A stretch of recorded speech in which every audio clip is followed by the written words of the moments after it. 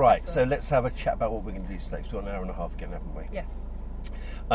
So I think we've got choices, really. I mean, all of which are valid, and we need to cover them all off at some point. And there's not really an order in doing these things. So, what's in my head is doing more work on roundabouts. I know you've done roundabouts. You know the principles, but sort of getting you to a point where hopefully you can sort of just nail everyone by yourself without too much help from me. Or we can have a look in more detail at parking. Yeah. Bay parking, reversing into a bay, driving forwards into a bay, parallel parking. Yeah, not done that yet. No, and then putting over on the right. So we'll probably be able to get you, at least to a point where you understand what it is that you need to do. You're not necessarily going to become a master of them all in an hour and a half, but we'll cover off the basics. Or the other thought that was in my head is doing dual carriageway driving. So that's joining a dual carriageway when I'm thinking the A64. So using a slip road, building up speed, joining it, potentially overtaking. Oh, okay. And then planning on coming off, and then using the exit road to come off, and then we can go back on again, and then we can come off again, then we can go back on again, then we can come off again. So it's sort of just building up your confidence, I suppose, more than anything else, because technically it's not that difficult. It's more of a confidence, I think, when you're using slip roads and dual carriageways and thinking about overtaking. I'm sometimes a bit, I've not really done that, so it's kind of like, so it's up to you, really. Whichever you feel you're gonna either enjoy the most or get the most benefit from. Well, could be both. It's a tough one. So I feel like parking, I do need to at some point obviously do that, but joining and exiting, I mean, I feel like I might need to build my confidence with that because it could seem a bit daunting. It's obviously the dual carriageway, but I've done a dual carriageway before. I don't know. Maybe, I think dual carriageway.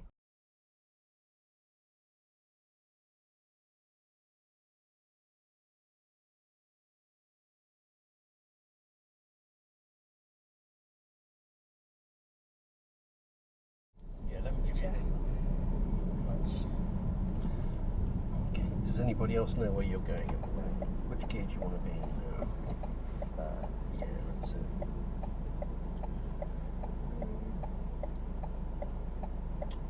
Just because we've got a little bit of a slope to cope with, Louis, I just find biting point whilst we're sitting here waiting to go. That's it. Now the car's not going to roll back. Once you're confident to pull out, which I think you could do now. Oh, slipped. Sorry, don't get to come off the brake. Yeah. So clutch up to biting point. Come off the brake. Bring your clutch up gently. Bit of gas at the same time.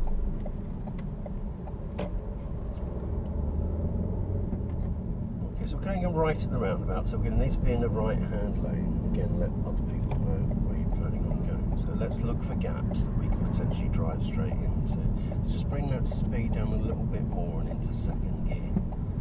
Right, there's going to be a nice big gap after this next car passes you. So burst the speed. There's the speed now, whilst that gap is still there. Right, stay on the inside lane. And we're going to exit in the right-hand lane. Put left signal on. Exit in the right-hand lane and hold this lane. This is the lane that we're going to want to be in when we get down to the Grimston Bar roundabout. So there's no point in moving over to the left, only to move back over. So just brake. Just brake only. Just still only brake. Clutch down about now. Start to slide it into first gear as you roll it towards a stop. That's it. Now we're going to delay our gear changes. So build up a bit more speed. A bit more. Now go from second to fourth. That's sixth. Now build up speed again. Keep building that speed up. Keep building that speed up. Keep building that up. Put a right indicator on. Don't change lanes. Look in your right door mirror. Ease off a little bit. Let the van go past. Ease off a little bit. Ease off a little bit. Okay. Now we can join and build up that speed again. Need to hold that lane. Right, okay. Okay, so cancel your indicator, build that speed up more, build the speed up more, and now we're going to go from 4th to 6th. Hold the lane, so carry on building speed and lane positioning.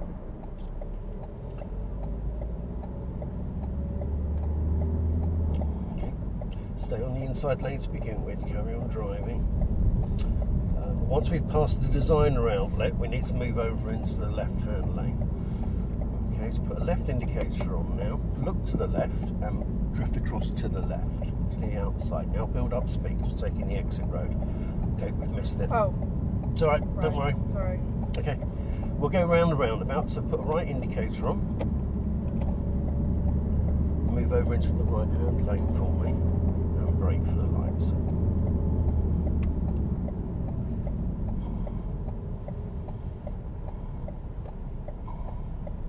Clutch down first. So we're going to go round this roundabout, back under the bridge, yeah, and then we'll work out how to get back over the A64. Okay, so we're going to go past the designer outlet again, so a bit of speed into 2nd. Okay, now change your indicator, and now we're going to drift to the outside edge of the roundabout.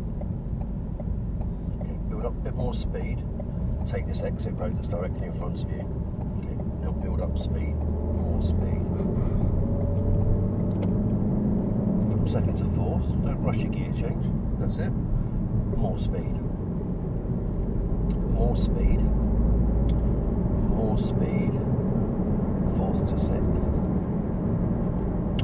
Okay, put right indicator on, don't change lanes. Glance in your right door mirror, and another glance. Do you think it's going to be safe to join? Yeah. Okay, so let's drift across.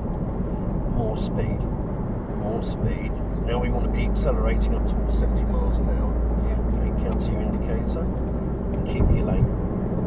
So,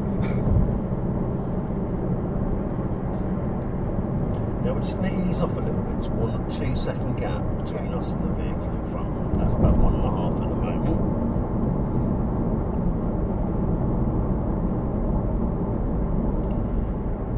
Now we can build up a little bit more speed because that gap's opened right up. Cool. Right, okay, and chill. So, what are your thoughts? What have you learned?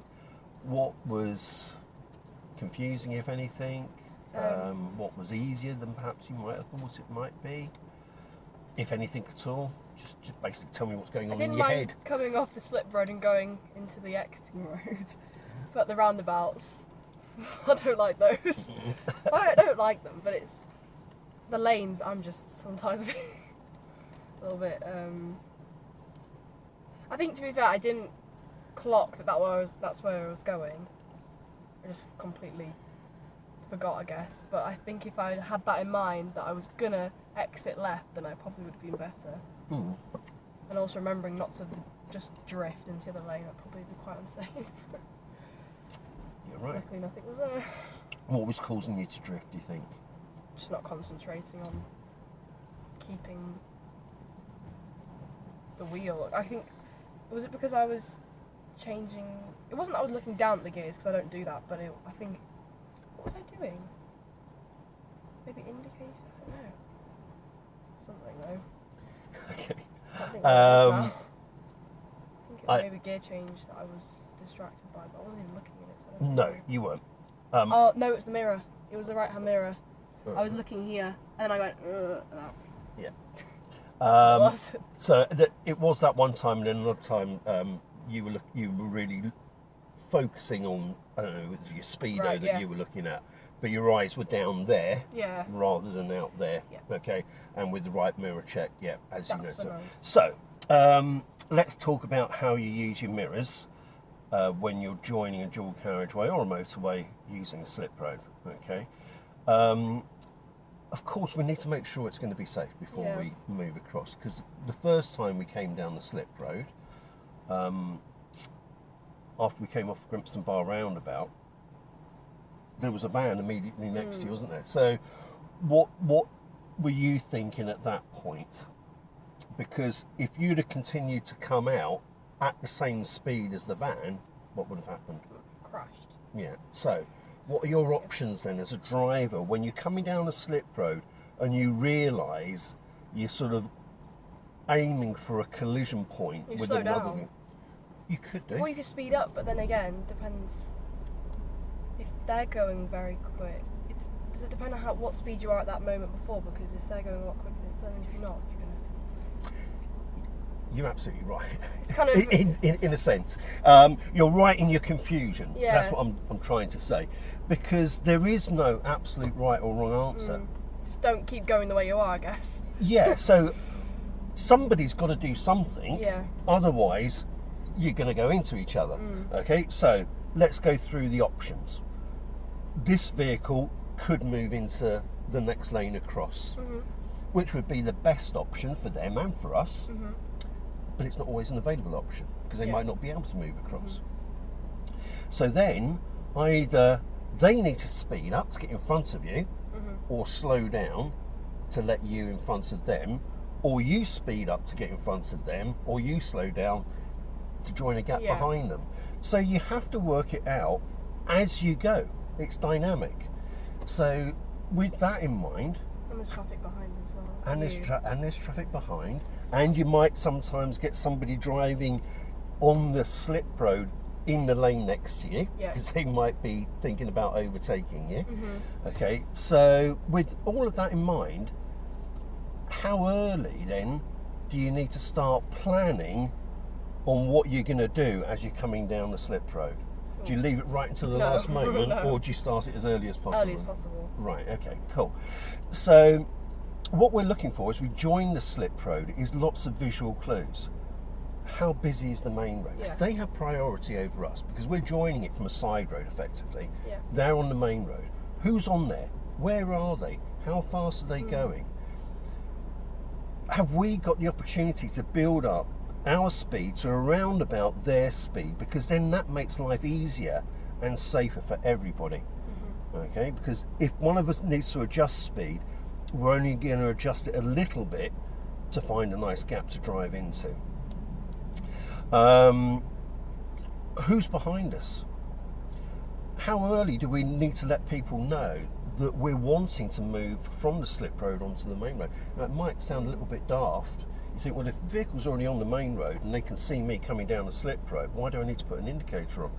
But trust me, particularly if people have been driving on a dual carriageway or a motorway for quite some time, you know, imagine yourself as a driver for a moment. You know, you've got the radio on, music on, maybe you've got somebody else in the car with you, you're having a conversation, you've been in cruise mode for ages, and you're just chilled out.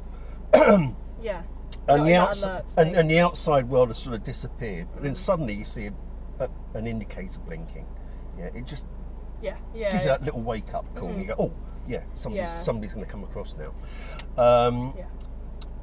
And then what we need to do is not just rely on our mirrors, because we won't be able to. Again, I'll use my hands to demonstrate. Okay, this is you.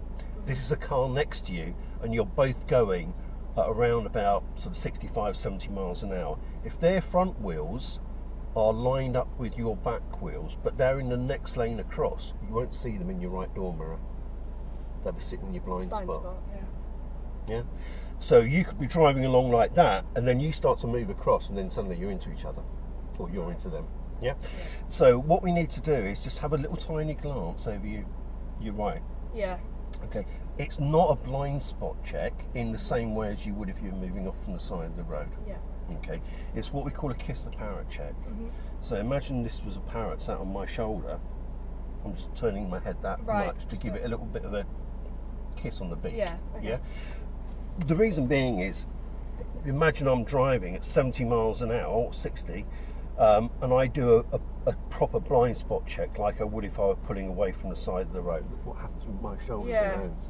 It's too far because you're going to lose control. You're going to be drifting across into the lane next to you. I think that's what I did. I did drift because I saw it. Yeah. It's quite bad.